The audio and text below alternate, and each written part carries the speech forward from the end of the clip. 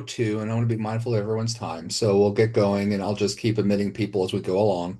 Um, I want to thank Kaylin Reynolds for being here with us tonight. I think it was last October. Kaylin spoke in Whitestown about de-escalation in relation to No Kings, where she's the safety coordinator for No Yes. Yep. Kings So, in so yeah, Tippecanoe safe, County. overall of safety and then security as well. So our safety department has medical, logistics, and security. Okay.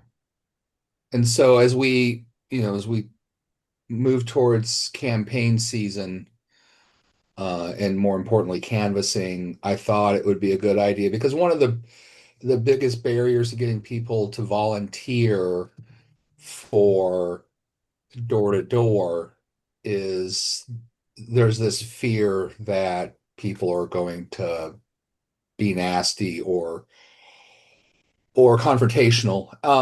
And as much as that's really not true so far this year, it certainly has been in the past. And so I thought it would be best if we just gave people some tools that they needed to be able to deal with that. One, to keep them safe out there, but then number two, also so that they feel better about it, because it's really important that we have people out canvassing.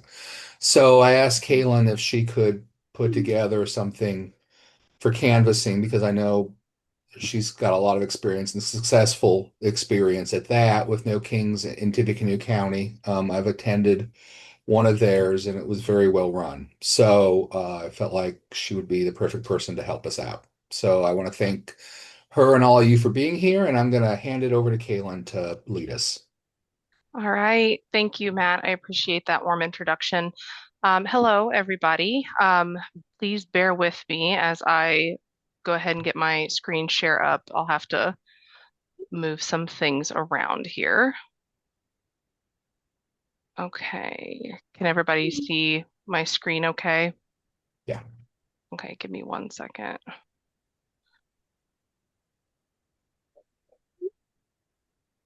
I'm going to kind of move everybody around and I'm going to open up my chat window as well because I will be asking some questions here after a bit, just so I have it ready. All right. All right. So can everybody hear me okay? Everybody good? All right. Awesome. All right. So hello, everyone, and welcome to Calm De-escalation training. Um, oh, sorry. Did somebody have a question? I just, They were giving you a thumbs up on oh, the. gotcha. Sorry. I thought that I heard something in the background. I didn't want to interrupt anybody if they had a question. I'm Kaylin Reynolds, but you're more than welcome to call me Kay if you'd like. This is my first Zoom de-escalation seminar, and I am super excited. Thank you for being the guinea pigs today. So please have some patience with me as I balance multiple screens and ADHD. We're going to go ahead and get started. So if you have any questions, like I said, please drop them in the chat. At the end, there's going to be a section that's dedicated to question and answer, so we can review them at that time. So, to kind of go over the big idea, de-escalation isn't about controlling other people. It's about regulating yourself, understanding what may be driving someone else's behavior, lowering the temperature of the room whenever possible, maintaining boundaries, both yours and theirs, recognizing when a situation is unsafe, and of course, knowing when to walk away. So I want everybody to remember that the goal is not to win, win the interaction. The goal is for everyone to go home safely, mentally and physically. So to start off, a little bit about me before we dig into this. A few years ago, a friend told me that my job is basically professional chaos coordinator. And they even got me a little plaque for my desk so I can display that title proudly.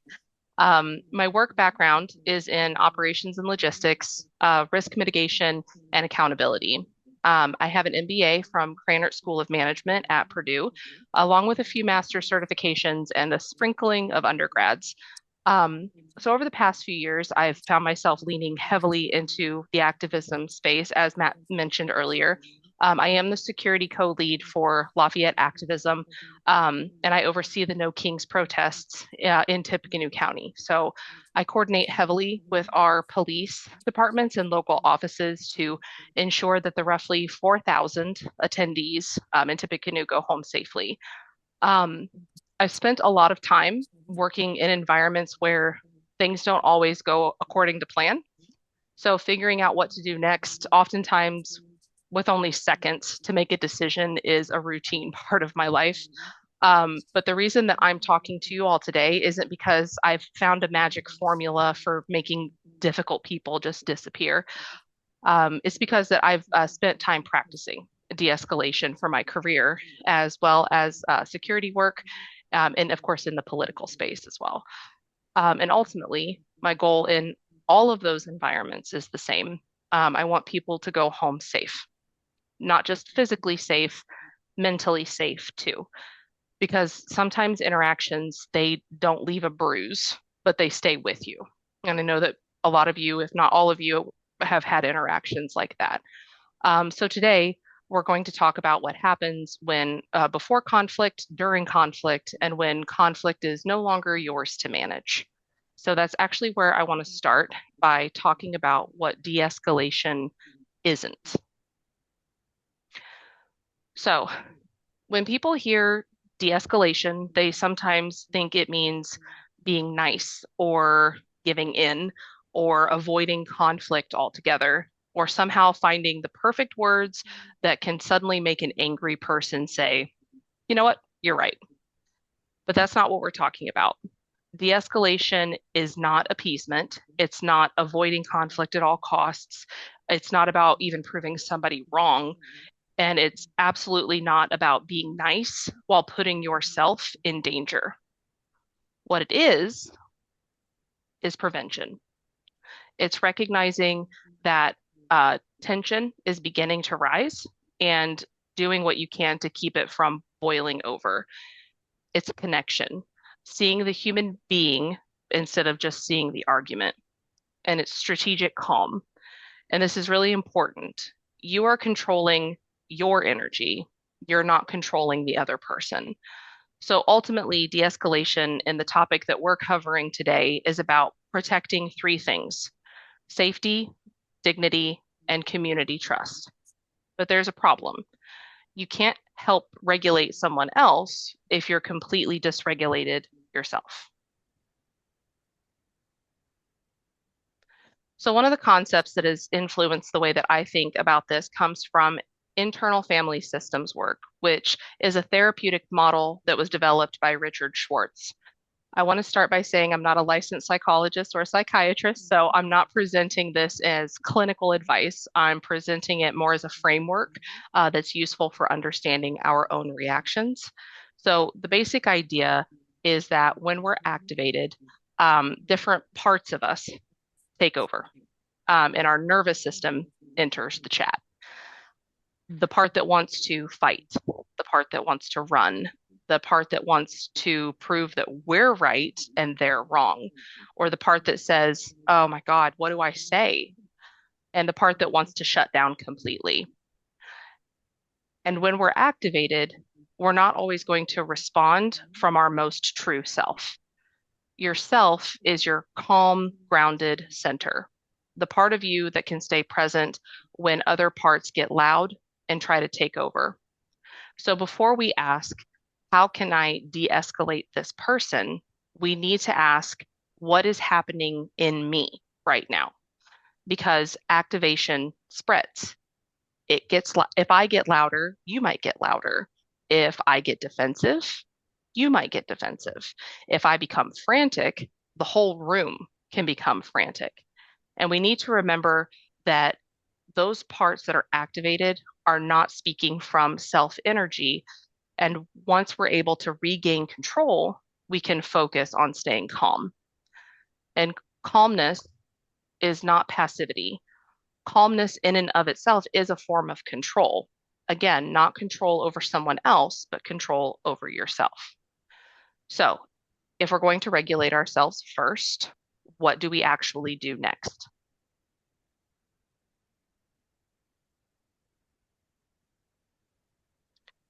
So, calm is the framework that I want you all to remember today. Connect, assess, listen, and lower the temperature and maintain safety. Connect means first and foremost getting into your self energy that we just talked about. You cannot de escalate anyone if you're crawling out of your own skin with anger or anxiety.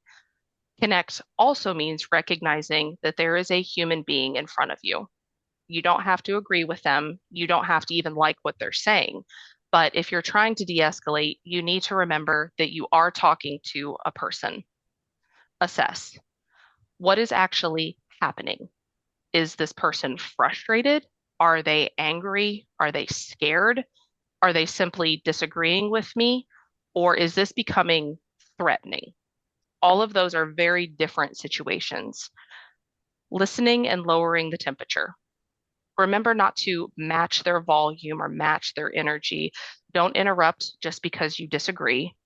Try to listen for what's underneath what they're saying. That there are common drivers for most people to be in a state of escalation. Anger and confusion typically show up first, but they are often masks for the underlying fear that someone holds.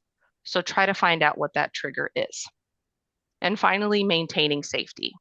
This is the part that I want you to remember. You cannot de escalate every situation. Sometimes the safest and most appropriate action is to create distance and leave. If you're comfortable, I want you to think about a time where you've been in a conversation where the other person was getting more and more upset. Did their energy change first or did yours? Just something that's worth thinking about.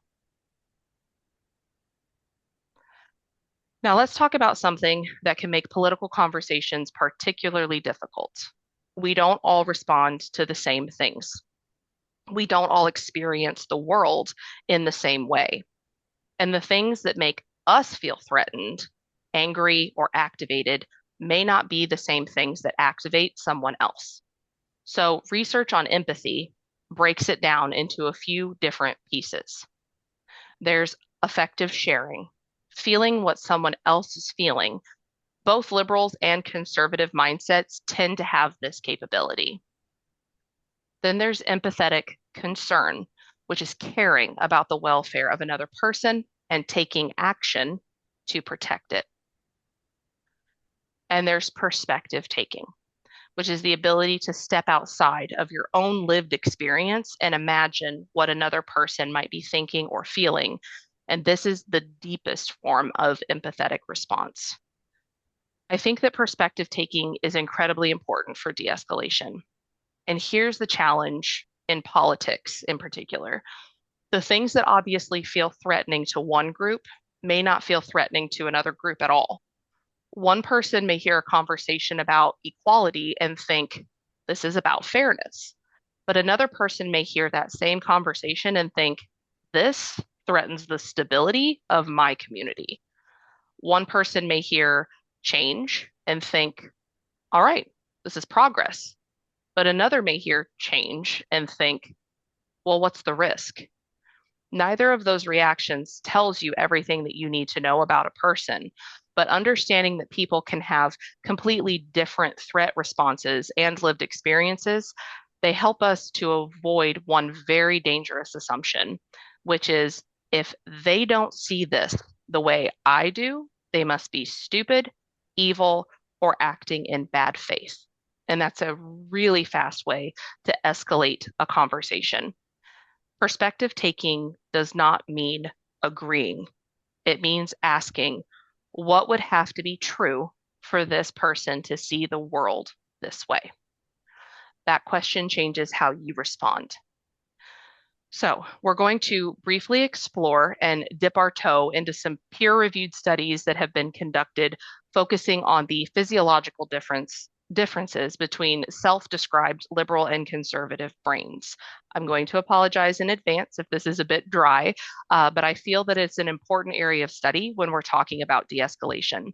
And again, As a reminder, I am not a psychologist or a psychiatrist, and this is not a clinical review or study.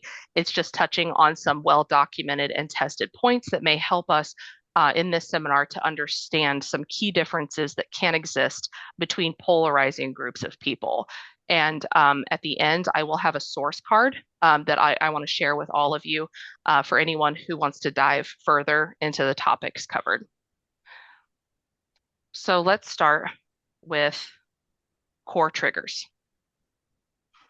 So liberal minds tend to have a heightened reactivity to unfairness, oppression, and systemic discrimination. Empathy tends to be positively correlated with liberalism.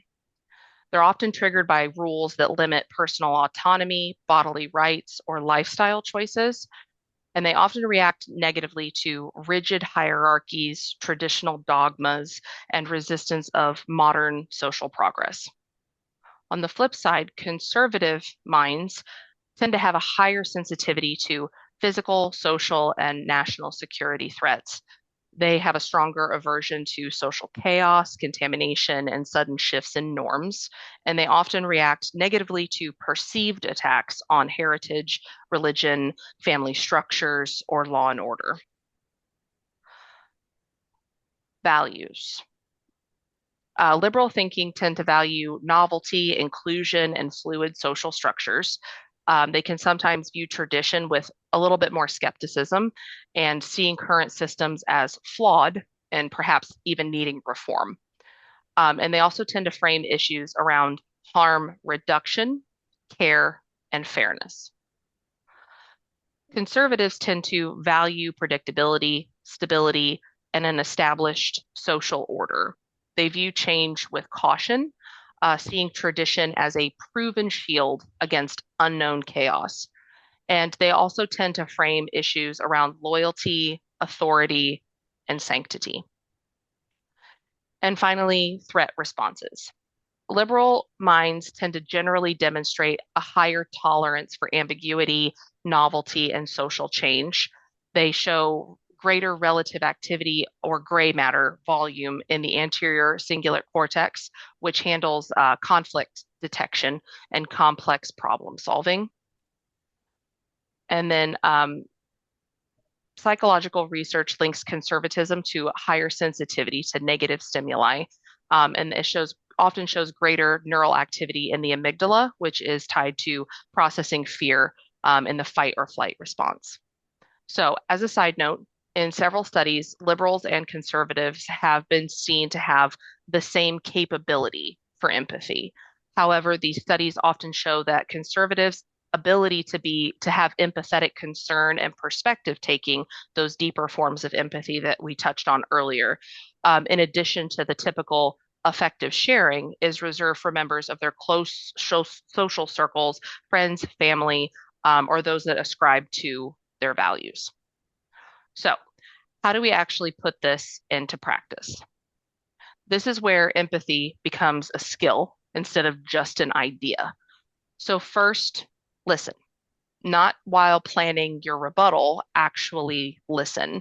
Let someone finish. You can say, let me see if I understand you, or can I repeat that back just to make sure I got it right? Second, validate feelings without validating every opinion. You can say something like, I can hear that you're frustrated. That's not agreement. You can also say, I can see why you'd find that upsetting. That's not agreement either. You're acknowledging their emotional experience. So try to connect with the person first, and solutions can come later. I want all of you to think about a time where you've been super frustrated and all someone says in reply is, I know how you feel. And if you're anything like me, I automatically want to tell them, you really don't, though. It almost makes you feel invalidated despite the other person's attempt at being genuine or to connect. And that's one of the main reasons why we want to avoid the automatic urge to say, I know exactly how you feel, because oftentimes you don't. You don't know their story. You don't know what they've lived through. You can be present without pretending to have lived their experience. And you also don't want to corner yourself into an agreement with an opinion that you might not truly share. It's a common response that is good to get out of the habit of saying when you're wanting to share a connection with someone. Being able to agree with the prevalence of an issue, such as funding for public education, is much different than agreeing with a rant about, well, the problem is all these lazy teachers, and that's why our kids aren't getting any smarter. And finally, be genuine. Tactical empathy should never become a script that you perform. People can tell when you're waiting for your turn to talk. Remember that connection happens through presence and being able to use trust-based influence to de-escalate a situation. So now I want to dig into a quick practical toolkit that you can use right away. So we spent some time talking about what's happening inside us, how we regulate ourselves, how our own triggers can influence our reactions, and how perspective taking can help us understand other people. So now I want to shift from what's happening inside me to what's happening in front of me. Because before you can decide how to respond, you have to accurately identify the situation that you're in. And this is where I want to make an important distinction. Not every moment that's tense is a crisis. As canvassers, political volunteers, people in the activist or protest spaces, we're going to encounter disagreement. We're going to encounter rejection. We're going to encounter people who are frustrated, who are loud, or just having a bad day. But that doesn't automatically mean that we're in danger. So I want you to think about these four things: discomfort, conflict, escalation, and danger. They are not interchangeable. The skill is recognizing which one you're actually looking at the time. So we're going to touch on some of these situations and explore them in a little bit more detail later, but I'm wanting to put them in your mind for now. So to start off with, in the green would be a normal disagreement. This might sound something like, mm, I don't agree with you, or I'm not voting for your candidate, or I think your position is completely off base. Those statements might be uncomfortable to hear, but they're not inherently threatening. In fact, this is a normal part of political engagement. And I want to make sure that this distinction is clear because canvassing can sometimes create a strange psychological pressure. You walk up to the door with a purpose, you have a message, you may have a goal, and then someone says, no. It can feel like conflict, even when it isn't. But a person rejecting your message is not necessarily rejecting you. They're expressing a position, one that they may hold near and dear to their heart. So at green, the question isn't, how do I stop this from being uncomfortable? I don't like this. The question is there actually a problem here? And sometimes the answer is no. When we move into yellow, this is where you begin to notice a change in the interaction. Maybe the volume increases, their interruptions become more frequent, or the conversation gets a little more personal. Someone starts pacing, they're visibly agitated, maybe they're even moving closer to you, or maybe the room or the environment itself starts changing. Other people stop participating, people start watching instead of listening. And this is important because yellow is where your awareness needs to increase. You don't necessarily need to intervene, but you should start paying attention. What is changing? Who is affected? Is the situation stabilizing or is it continuing to build? And this is also where context matters. A person speaking loudly at a town hall is different from someone speaking loudly while following another person around the room. So, someone expressing anger is different from someone using that anger to intimidate. The before or the behavior matters, the context matters, and the pattern matters. So, once we move into orange. Orange is when the situation has moved beyond tension. Now we're seeing behavior that is actively affecting safety, participation, or someone's ability to actually disengage from the situation. This may look like threatening language, intimidation, blocking somebody else's movement, following someone, aggressive gestures. This is where we need to stop thinking only about what someone is saying and start paying attention to what they're doing. That's particularly important in public political spaces. So, at a candidate event, for example, or a town hall, someone may strongly disagree with the candidate. That's green. They may become frustrated and raise their voice. That's potentially yellow. But if they begin preventing other people from participating, invading someone's physical space, or using intimidation to control the interaction, we've moved somewhere else. The question is no longer simply, what's this person saying? Now it's, what is this person's behavior doing to the situation? And finally, red. Red is imminent danger, weapons, physical aggression, direct threats, immediate risk. This is where the nature of the situation changes completely. We're no longer talking about a difficult conversation or a heated disagreement. We're talking about a potential safety incident. And recognizing that distinction is critical. Not every situation is yours to de escalate. And I teach this to my security teams as well. Not every situation is ours to handle or de escalate. Sometimes you need the correct response, an emergency response. Sometimes it's getting security. Sometimes it's getting law enforcement. Sometimes it's getting yourself and others to safety. But the important thing is recognizing when you've crossed that line. So here's what I want you to take from this ladder. The ladder is not about labeling people, it's about reading behavior and reading the room. It's not, I don't like what they're saying, therefore they're dangerous. And it's not, well, they're calm, so everything must be fine. Instead, ask yourself, what is actually happening? What, if anything, has changed?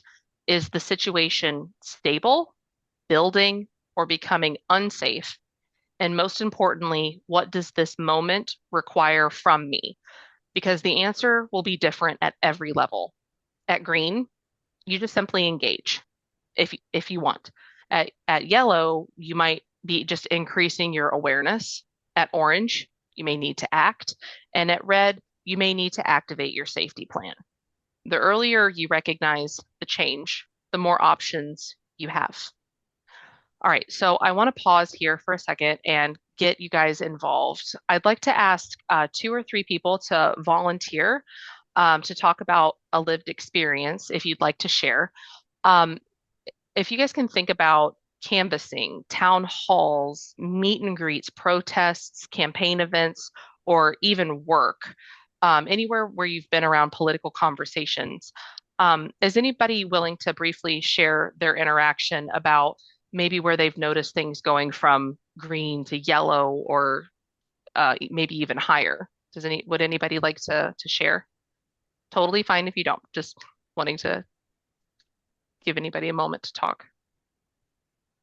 Well, I can start because I've been doing this for 21 years now, and um, I can remember, it's funny, 2006, 2008 was pretty easy to go door to door. It was pretty easy to take part in parades. When 2010 rolled around, things got pretty tough, and you could see it at the parades. You could see the body language. You could hear it in the comments. It actually got to the point, 2010, I'm 36 and still look like, I wasn't old. They started having me walk next to Congressman Donnelly because, I'm a big guy. You're not going to start something if you think there's a big guy there to tackle you. That's where we got until actually they replaced me with the U.S. Marshals. Wow. Yeah, Yeah, so you were there as a deterrent yeah, because of those inherent risks from yeah. being in that situation. No, yeah, absolutely. Thank you for sharing, Matt. Hmm. Is there anybody else that would like to share?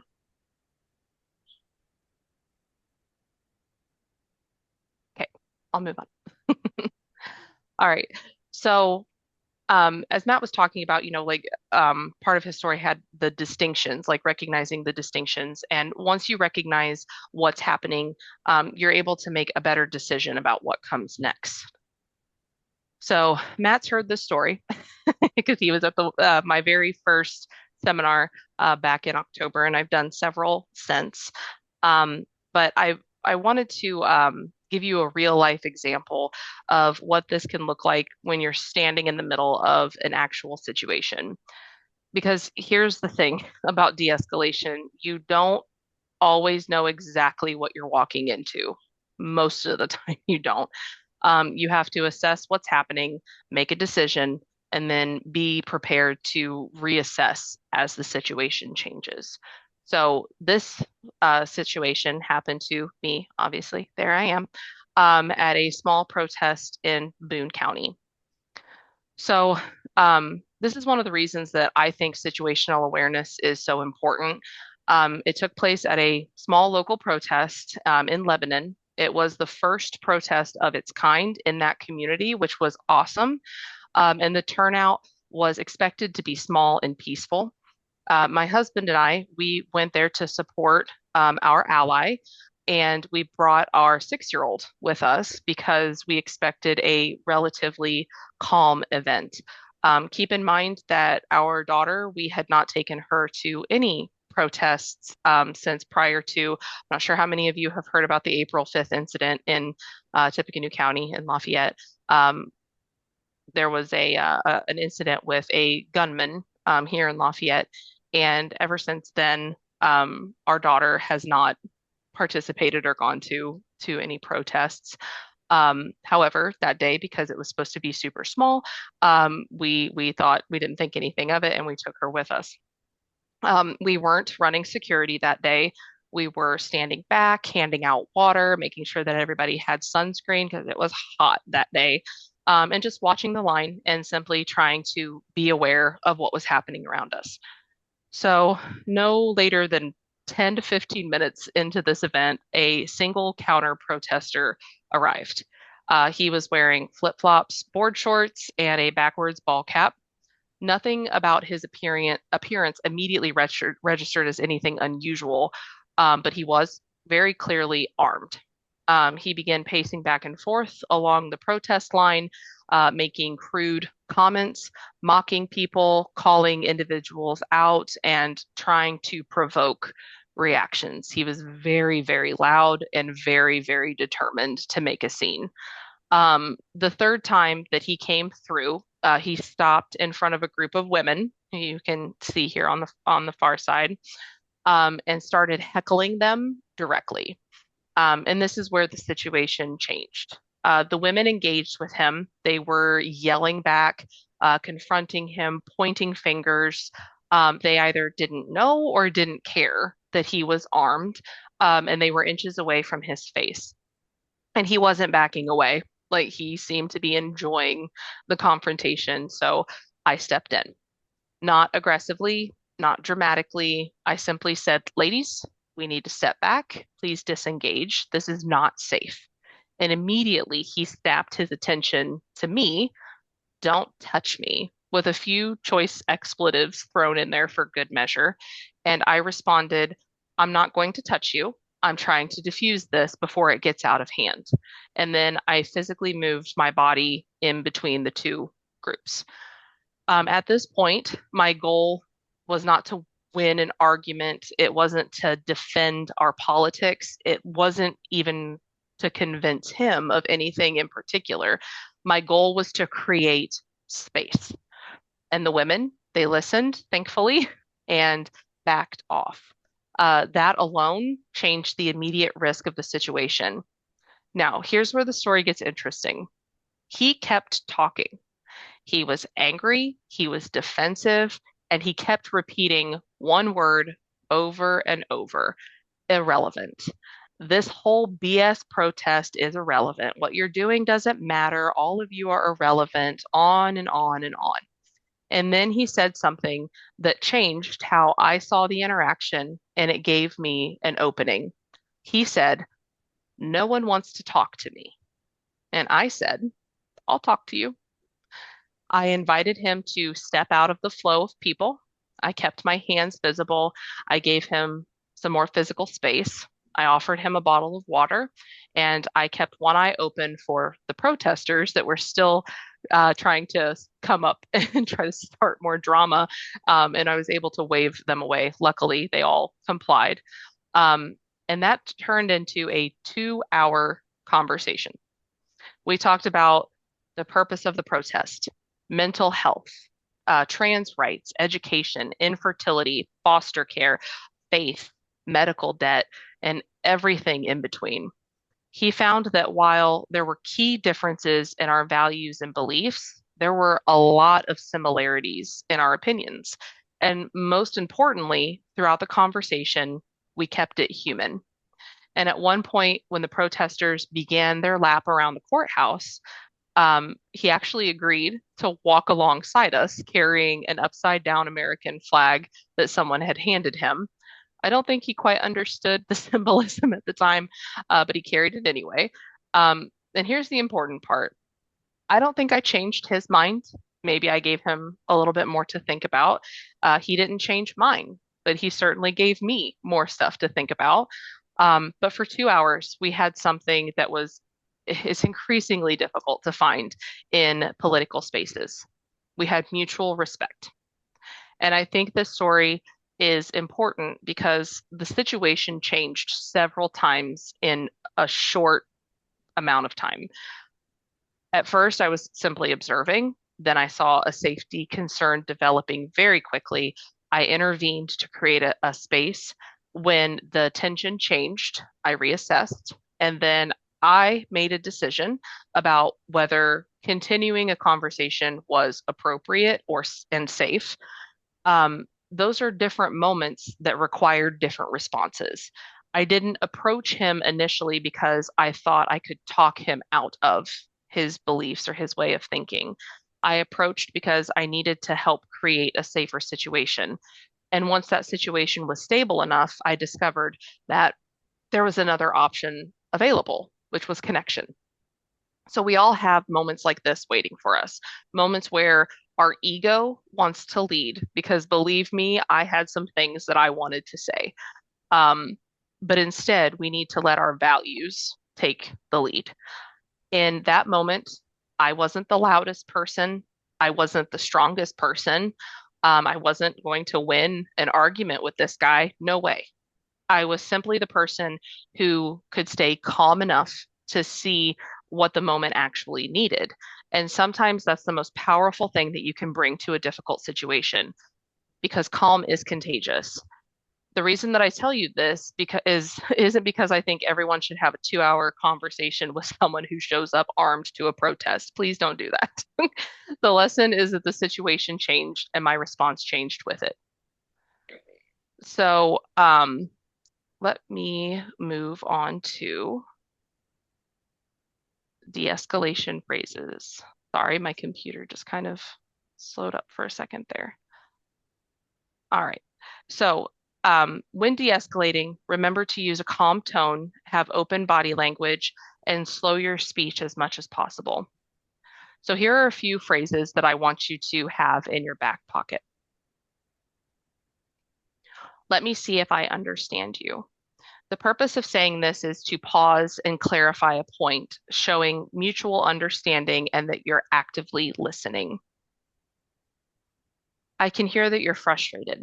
This might validate somebody's intense feelings, diffuse conflict, and build trust. I appreciate you taking the time to talk with me. This shows maturity. It quickly pauses any hostility, and it can set a collaborative tone with the other person. I can see how much you care about your family's safety. This is showing empathy and stability. You're validating their fears, again, without agreeing on their statements.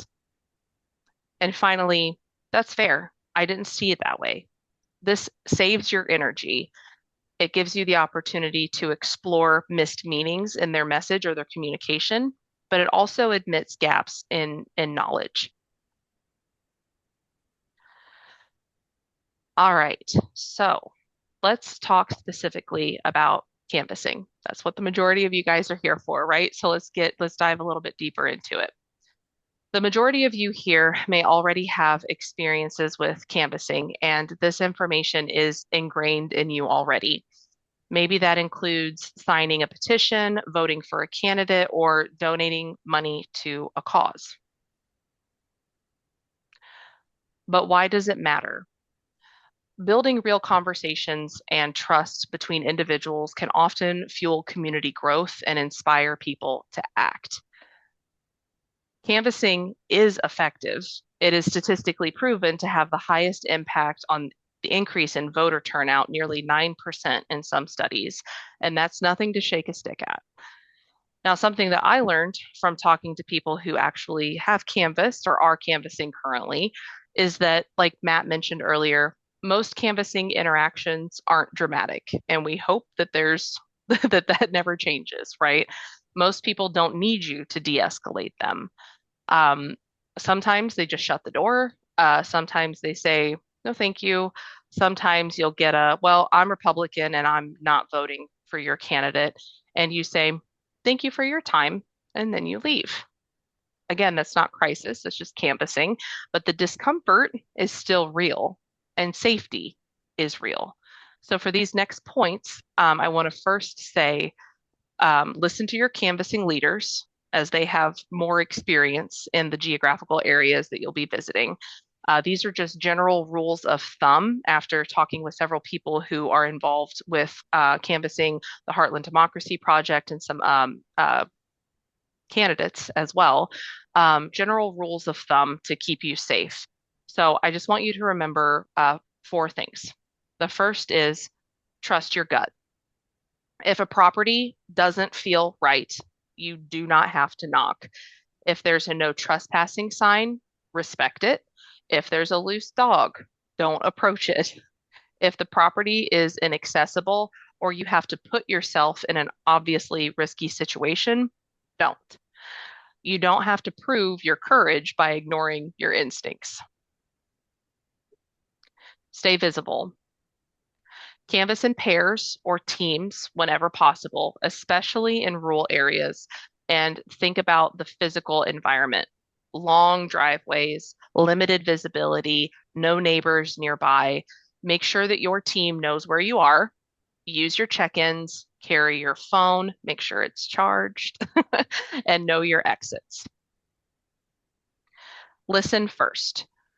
Rejection isn't danger, and rejection isn't always personal. If someone doesn't want to talk, don't pester them. If they want to talk, listen. If they disagree, that doesn't automatically mean that you're in conflict and you're about to throw down. Okay. A person saying no is not necessarily a person escalating. Your job is not to win every interaction. Your job is to have a safe and respectful interaction. And finally, knowing your exits. You can end a conversation at any time. Thanks for your time. Have a good day. You don't need to give someone the last word. You don't need to convince them. You don't need to stay at all. If something feels unsafe, leave. And never enter someone's home, no matter how kind they may seem. I don't know if any of you have seen The Heretic with Hugh Grant. Yikes. Just throwing that out there. And if you're threatened, report it, debrief with your team, and remember, you are allowed to walk away. So before we move on, trying to get some people involved in the chat, if you guys can give me an example of what makes you uncomfortable with canvassing, something that you may have felt or are currently feeling, um, just wanting to kind of get some thoughts here because we're gonna have something that connects to it a little bit later. So you guys are welcome to start putting them in the chat, and we'll touch on them here in a couple slides. So, canvassing isn't the only place that you may encounter conflict as a volunteer. So, you may be at a town hall or a meet and greet, maybe a candidate forum or a community meeting. You may not be working security per se, but you may still find yourself in a position to help. And here's where I want you to read the room. A person disagreeing with your candidate isn't automatically a problem. Someone saying, I disagree with you, isn't a threat. That's democracy. But ask yourself, is this person expressing disagreement, or are they taking over the room and preventing other people from participating? Maybe someone is repeatedly interrupting. Maybe they're becoming increasingly confrontational. Maybe they're invading someone's space or intimidating people. And this is the important part for you guys to remember. That type of behavior can come from either side. I've seen it just within the past few weeks, okay? So someone from the opposition, maybe they start escalating, but someone on our side can escalate too. And a supporter can become aggressive. Someone can start heckling and try to take over the room. And just because they're on our side doesn't mean that we just ignore the behavior. If you're in that situation, I want you guys to know your role. You're not there to win. Don't match their energy. You don't have to publicly shame them. Don't surround them and box them in. And don't create another escalation while you're trying to stop the first one. So step in when necessary. Remember that we talked about earlier, it's not about controlling the other person, but rather keeping the situation from capsizing completely and maintaining your own self energy and safety. Sometimes you can redirect. Hey, let's give everyone a chance to participate. We're all spending our time here. Let's hold on a second, or create space. Hey, why don't we step over here for a minute? Like you seem like you have some stuff that you want to say. Like I'll talk to you, right? You might support the person that's being targeted. You might get the event organizer. You might simply position yourself nearby so that someone, maybe a candidate, has an exit, right? And here's where I want to be very clear. Don't be a hero. Threats, weapons, stalking, physical aggression, or any imminent danger, anything that was in like the orange and red that we were talking about, um, are not de-escalation exercises.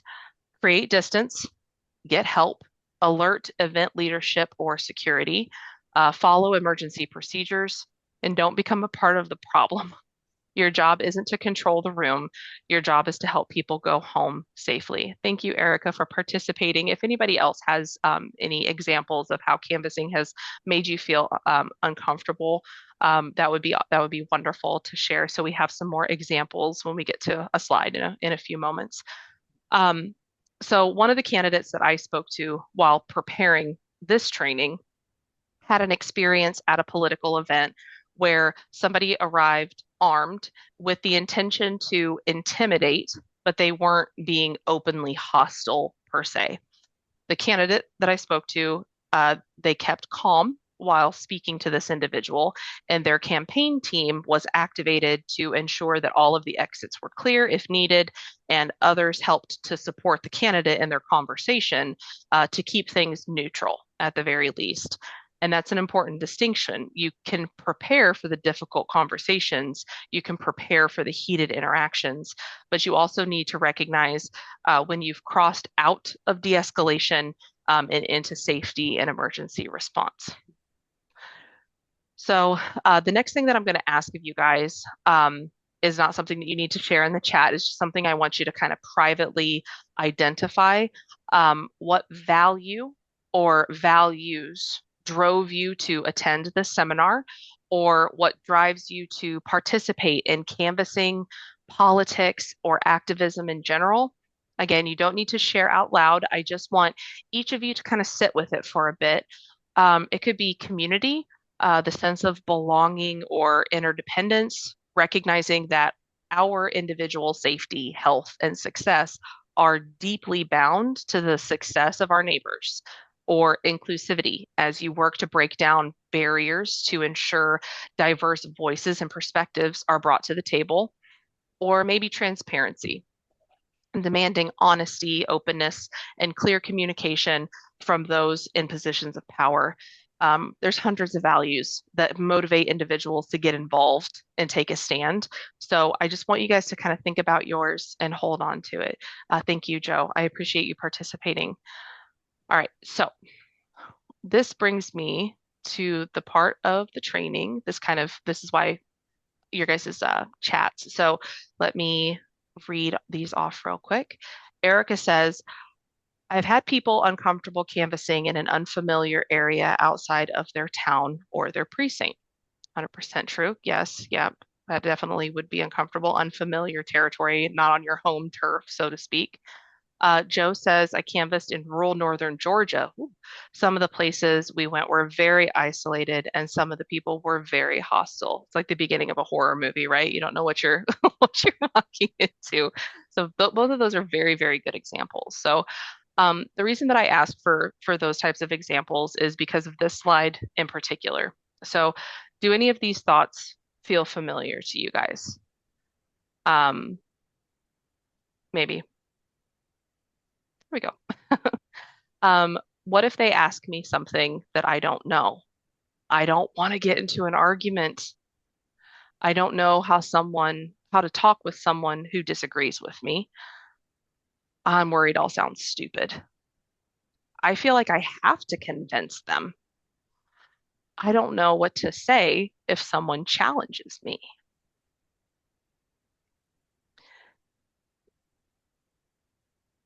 So those thoughts don't mean that you aren't capable of doing this, of canvassing, of being a part of the political or activism space. They mean that you're human. So, what if discomfort isn't something to overcome? What if it's something that you can carry with you? Susan David's work on emotional agility gives us a really useful way to think about this. According to David, by understanding that emotions are data, not directives, we gain the power to respond in ways that are aligned with our values. The goal is not to eliminate difficult thoughts or uncomfortable feelings. The goal is to notice them without letting them dictate what we do. So you may say, I'm uncomfortable. Okay, but what matters to me? You can choose what matters to me. And can I act on that even while I'm uncomfortable? And that's where your confidence comes from. Confidence isn't the absence of discomfort, it's knowing what matters enough to show up anyway. So, when you walk up to that door, if someone disagrees with you, when you don't know the answer, when someone is rude, when a conversation doesn't go quite the way you hoped, you don't have to feel fearless. You don't have to know exactly what to say. You don't need to have the perfect response on deck and ready to go. You just have to remember why you're there. Maybe it's community, maybe it's connection, maybe it's democracy, maybe it's a value that you care deeply about. Whatever your why is, let that be your compass. Notice the discomfort, remember what brought you here, and choose the person that you want to be in that moment. Because you don't have to change the world in a single conversation. You just have to keep showing up for what matters to you. And that's what it means to walk your values. So I want to leave you with this. At the end of the day, we can endure more than we think we can, but we don't have to endure everything. We can be courageous without being reckless. We can be compassionate without abandoning our boundaries. We can disagree without escalating. And we can walk away when walking away is the safest choice. I want to thank you all for coming to this seminar today and sharing your evening with me. It's been an honor to talk to members of other communities and to share my passion of de-escalation and safety with you. So thank you, and I'll be happy to take any questions that you guys might have.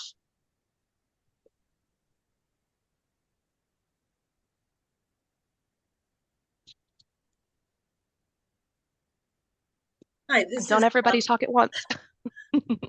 this is Tanya. Hi, Tanya. And I don't really have a question, but I happened to be at that Lebanon protest, and I was absolutely amazed at the way you were able to fuse that situation. That was incredible. That's amazing, Tanya. Thank you so much. I appreciate that.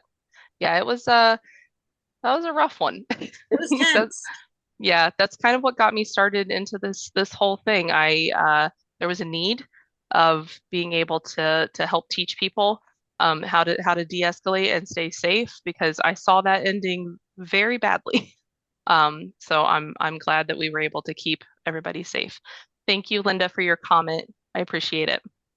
So this is Joe, and my question to you is, obviously there has to have been times when you felt the internal escalation. Oh yeah. What do you do to yourself to walk that back? Yeah. So really, really great question. So I didn't get into that in this presentation, and I've spoken about it in some of my other seminars, especially for ones that have to do with being in the protest space, because of that almost expected feeling of direct conflict, and being able to stay in that self energy. So one of the things that I tell people, people feel things differently, right? The way that I describe it though is a heat that kind of takes over your body. You'll feel it in your shoulders. They'll get a little tense. Maybe you just kind of feel it at the back of your neck. Um, that feeling of losing control, right? Of just being in that space of I'm about to come unglued. Um, One of the biggest things that I would say helps me and my team of what when I train my security people is breathing, is actually having breathing exercises. So a big inhale and then a hold and then an exhale and doing that 3 times. That literally it sends oxygen, up to your brain and it helps you to slow down and release that tension in your shoulders. So that's my initial reaction is if I start to feel heated, closing my eyes and taking those 3 breaths is my very first step of like, all right, like I gotta pause.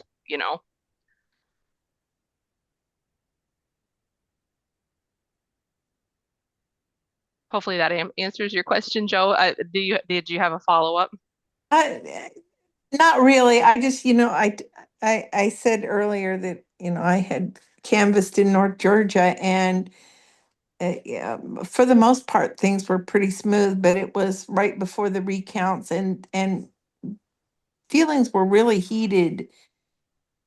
And I had difficulties at times controlling myself. And so I was just curious as to other people's. So when you say trouble controlling yourself, do you mean the how you would respond to things or like I know that there's some people, my best friend, she's 100% hard on her sleeve. You can read every emotion on her face. She's not hiding anything from anybody, right? Um, is that more of what you're talking about or like an actual like physiological response to like the fight or flight type thing? Like what are you? Not a flight or fight, but so much as, somebody would say something and I wouldn't respond, but in my head, I heard terrible, nasty things coming out of my mouth. Yep, Um, and and so, like I said, didn't do it, but wanted to. And sure. I'm sure that came across in my Facial expressions. Yeah, yes. it's very difficult to completely eliminate the discomfort, the frustration, the fact that you do disagree. I mean, that's not only evident on your face, but by not, going gung ho into everything that they're saying. Yeah, it's that becomes pretty obvious to them that, you know, you're not necessarily on their side. But Joe, I'm telling you, like all of us have those thoughts. Okay, all of us have those inside thoughts that you and so that's completely normal. And just kind of going back to the staying in self energy, being able to recognize that those thoughts, those feelings, those, a part of me feels this. Part of me wants to yell and scream. A part of me wants to kick this guy in the kneecap. Those types of things. Those are parts of you that exist for a reason, right? And being able to acknowledge their presence and that and accept them. Don't shame them. That's nothing to be ashamed of. That will help you to maintain self energy in the moment because you've told those parts of yourself, hey, I see you, I hear you, not right now. Okay, I've got this. I'm in control. Well, you're good. Take a back seat, right? So that's kind of how I teach my security people and stuff to stay in self energy.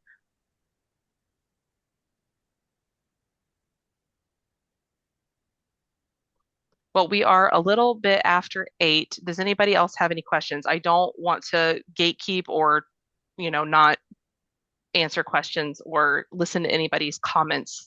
So if anybody has anything, please feel free.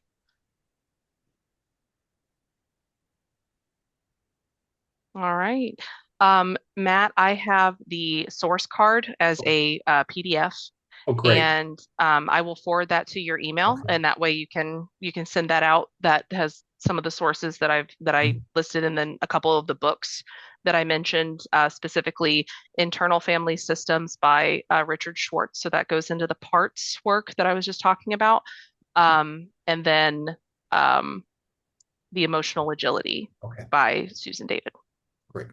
I've just put my email in the chat, so if you want source cards, I'd be more than happy to send those out. Just email me, chair@in4blue.